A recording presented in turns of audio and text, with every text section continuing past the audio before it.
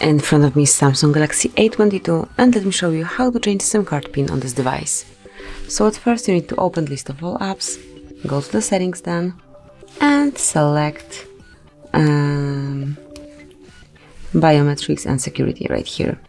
Now go a bit lower, and here tap on other security settings.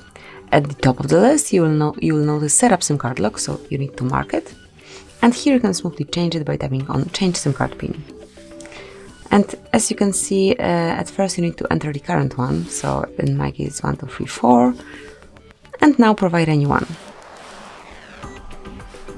Click on OK and then re-enter this new one just to confirm. And that's it. As you can see, your pin has been smoothly changed, so that would be all. This is it. Thank you for watching. Please subscribe our channel and leave the thumbs up.